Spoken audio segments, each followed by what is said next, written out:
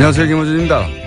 어제 이재용 삼성 부회장 공판에서 증인으로 출석해 이재용 부회장에게 불리한 증언을 했던 정유라 씨에 대해 변호인들은 그 증언이 특검팀의 강요와 회유에 의한 것이라며 증거로 가치가 없다고 주장했습니다.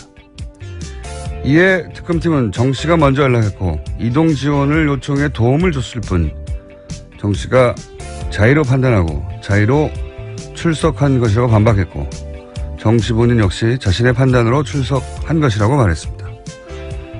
이 공방의 진위를 저는 모릅니다. 다만 정유라 진술은 이재용 부회장에게는 매우 불리하게 적용할 수 있겠지만 정유라 본인에게는 세 번째 구속영장 청구를 피할 수 있게 만드는 유리한 진술임에도 정유라 변호인들이 오히려 그 진술을 극구 무효화하려는 이유를 저는 납득할 수가 없습니다. 정유라 변호인이면 정유라의 이익에만 복무해야 하는 거 아닙니까? 정유라 변호인이 왜 정유라 본인에게 도움이 되는 당사자 진술을 증거로 가치가 없다고 주장하나요? 정유라 씨 변호인들, 정유라가 아닌 다른 누군가를 위해 일하고 있기라도 한 건가요? 궁금합니다. 김호준의 의문이었습니다.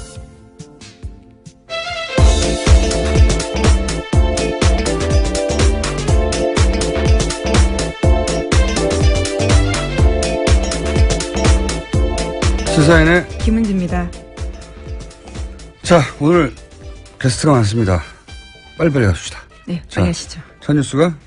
예, 어제 조대엽 고용노동부 장관 후보자 자진 사퇴 발표하기 전에 임종석 대통령 비서실장이 국민의당을 찾았습니다.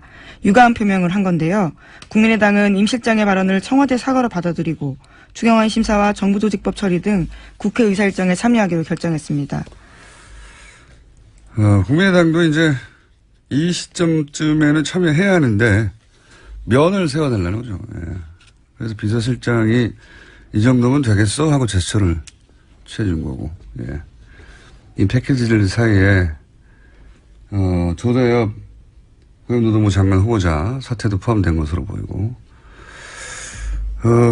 또 관련해서 이제 추미애 대표를 두고도 말이 많죠. 이 과정 중에. 네, 어제 속칭 대리사과 논란이 있었습니다. 사과를 했다, 사과가 아니다, 뭐 추 대표하고 청와대하고 뭐 관계가 나빠졌다, 등등 나오는데 이게 기본적으로 저는 이게 내부에서도 당 내부에서도 말이 많다는.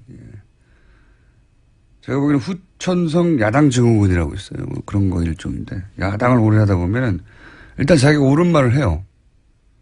분명히 옳은 말인데 상대가 세게 나오잖아요. 흠칫! 이거 역풍문화, 역풍 민감성 피부가 되거든요. 예, 야당을 오래 하면. 그래서 지대 역풍에 불까봐 혹은 반발에 심하면 목소리가 잦아들면서 내부에서 거봐, 왜 그랬어, 그렇게 세게 말했어, 나중에 해도 되잖아, 타이밍이 안 맞잖아, 뭐 맞는 말도 표현이 좋아야지, 뭐 이런 얘기를 하기 시작해요. 내 맞는 아내 증후군이라고 유사한데 이게. 왜냐하면 하도 종편을 비롯해서 편들어주는 언론도 없고 얻어 터지다 보니까. 예. 여당, 지금 현 여당은 이 10년 정도 야당하면서 이 증후군의 뿌리가 깊어요. 예. 치유가 필요하다 제가 보기엔. 예. 왜냐하면 당청 투트랙은 전략적으로 제가 보기엔 좋거든요. 이쪽에서는 아니 저쪽이 잘못했는데 공격하는 쪽도 있어야죠. 제가 보기엔 문제가 없는데 이런 증후군을 겪지 않는 분들도 있어요. 대단히 뻔뻔한 강한 멘탈의 소유자들이 있습니다. 예. 야당할 때 필요한 자세인데 제가 보는 그분들 중에 국민의당에 계신 분들이 많아요. 강한 멘탈의 소유자들. 세게 나오니까. 예. 제가 보기에는 아무 문제가 없는 것을 후초성 야당 증후군을 겪고 있는 분들이 많다. 치유가 필요하다. 저는 그렇게 봅니다. 자, 다음 뉴스는요. 네, 그래서 정부 여당은 오늘부터 추경안 심사에 본격 착수합니다. 오늘 18일 본회의 처리 방침을 세웠는데요. 이와 함께 헌법재판소장 후보자 인사청문특별위원회도 김희수 후보자 인사청문 보고서 채택 여부를 논의할 계획입니다. 그렇군요. 근데 지금 사람들이 이제 인사청문회에 관심이 훅 떨어졌어요. 예. 강경화, 김상조 두 분 인사청문회 때 피크에 올랐었는데 저런 정도의 사람들도 문제 삼았는데 나머지도 그냥 시비가 거는 거겠지 하는 그런 접어버리는 관심을 선택과 집중을 했어야 되는데 야당이 예, 인사청문회 앞으로 큰 화제가 안 될 것 같습니다. 예, 문제가 있는 분들이 나올 수도 있지만 큰 화제는 안 될 것 같아요. 전국을 흔들 정도로. 예, 남은 인사청문회 일정도 사실 몇 개 없습니다. 하나 있고요. 또 정부조직법 통과되면 중소기업 벤처부 관련된 인사청문회가 있을 예정입니다. 네. 자, 다음 순요. 네, 서울남부지검 공안부가 이용주 국민의당 의원 김한무개 보좌관의 휴대전화를 압수해서 분석 중이라고 밝혔습니다. 남부지검 관계자는 김 보좌관은 공명선거 추진단에서 일한 사람이다라고 밝히고 있는데요. 김 보좌관은 지난 5월 4일 이용주 의원실에서 이준서 전 최고위원, 공명선거 추진단 김성호 수석부단장, 김인원 부단장 등이 이유미 씨가 조작한 제보의 공개 여부를 검토할 때 함께 있었던 사람입니다.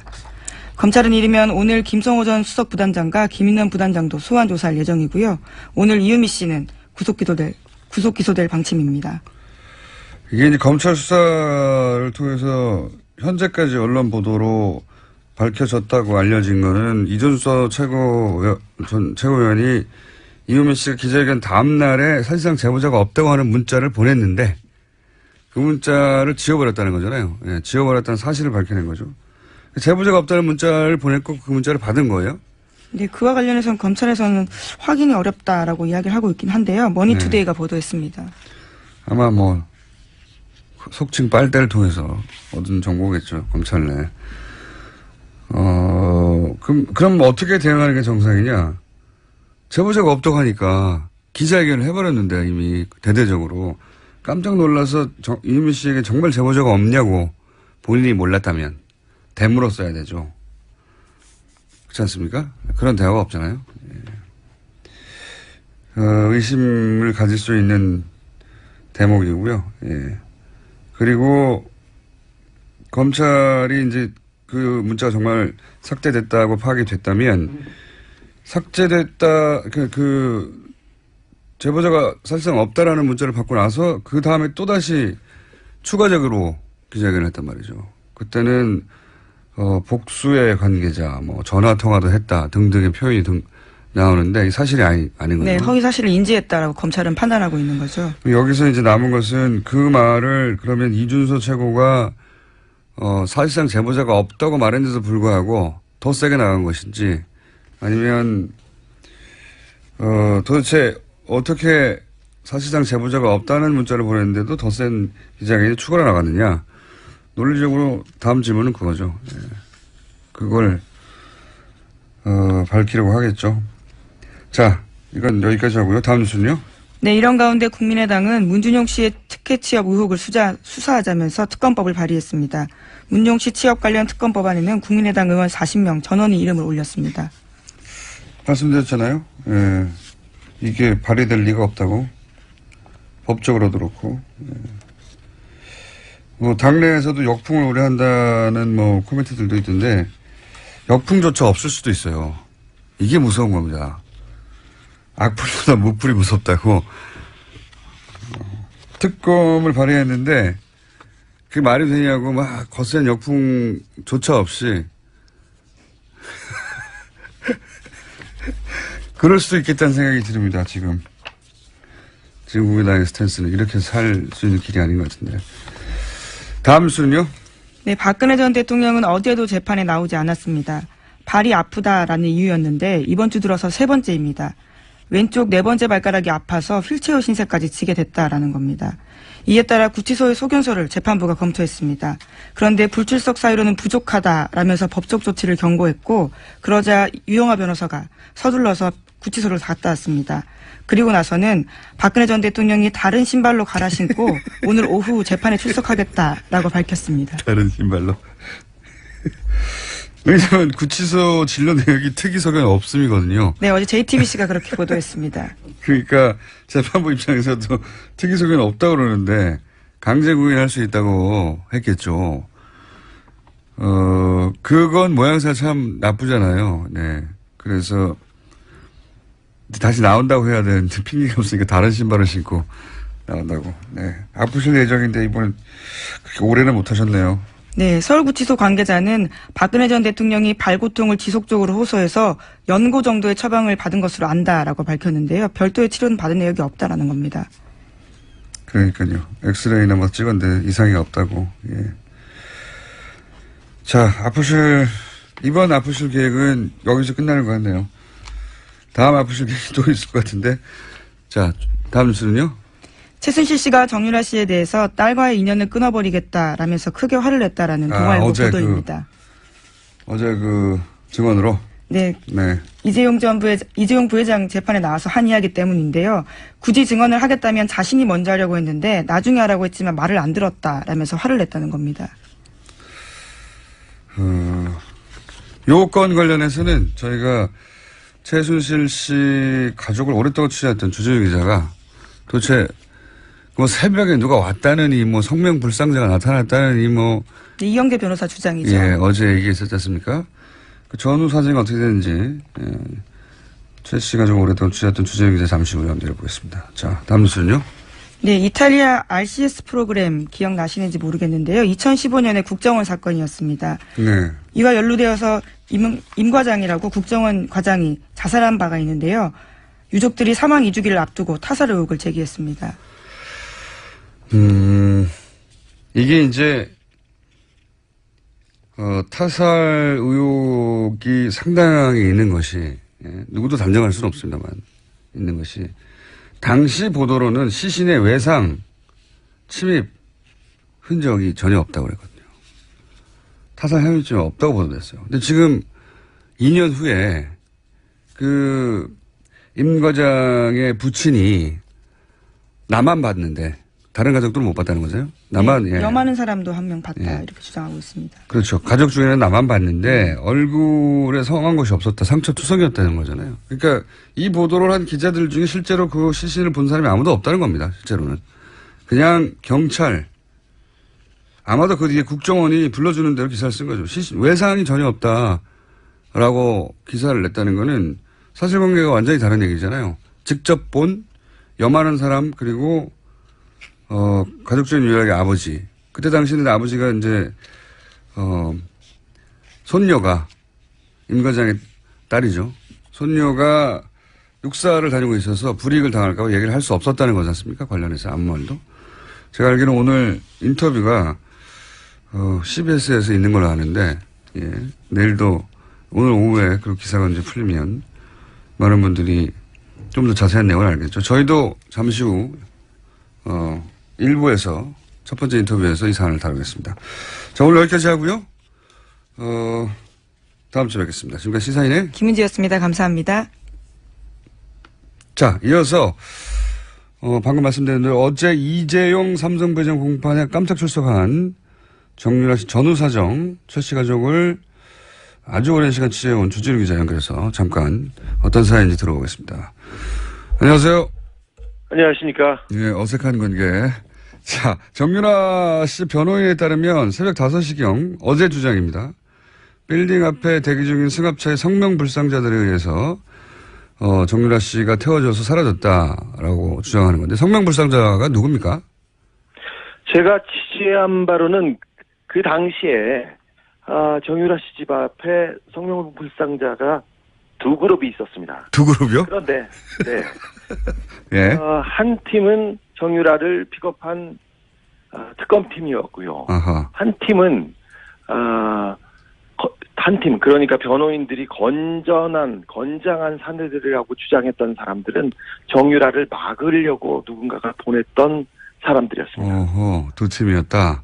그러면 일단 첫 번째 그룹 특검 관계자들은 왜 그 시간에 정유라를 픽업한 겁니까?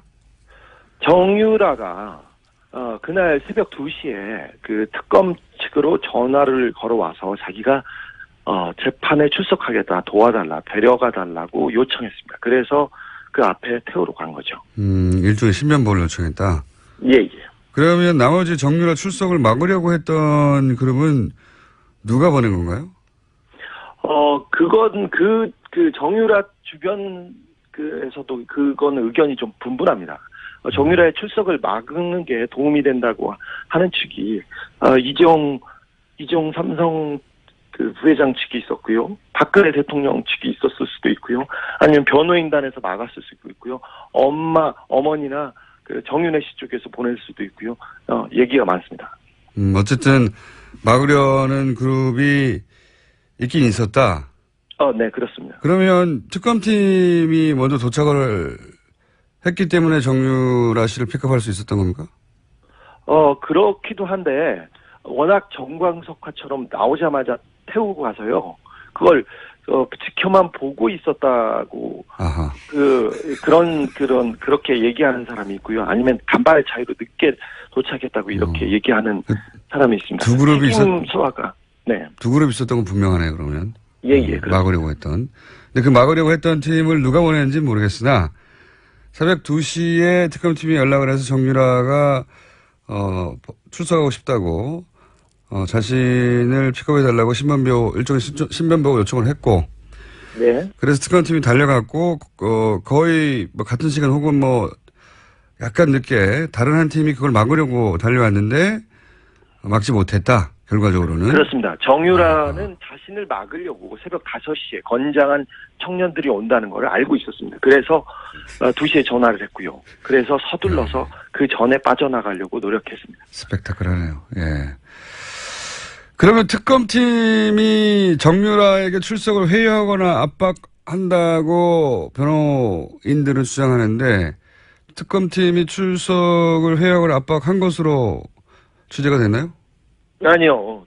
정유라 씨 성격상 누가 압박하고 회유한다고 해서 그 말을 듣거나 거기에 따라가지 않습니다. 굉장히 강직한 성격을 가지고 있어요. 네. 그게 최 씨 집안, 특별히 최태민, 최순실 씨의 그 성격과도 좀 통합니다. 그래서 그 정유라 씨 주변 사람들이 역시 좀 다르다 이렇게 얘기합니다. 그렇군요. 네.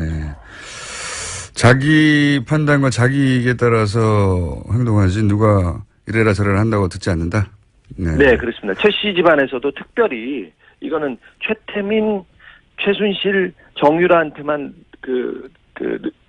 포착되는 그런 현상들입니다. 굉장히 큰 특징이다. 다른 사람들은 최순실 말, 정유라 말이 굉장히 중요한 영향을 미칩니다. 그 집안에서 그렇군요. 근데 정유라 씨는 왜 갑자기 변심을 한 겁니까?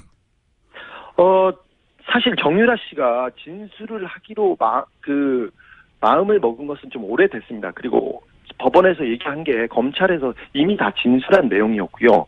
4차, 5차 그 검찰 진술이 있을 때 영상 녹화할 때 변호사를 곤란하게 하면서도 정유라 씨가 똑바로 자기 얘기를 주장하기 시작했습니다.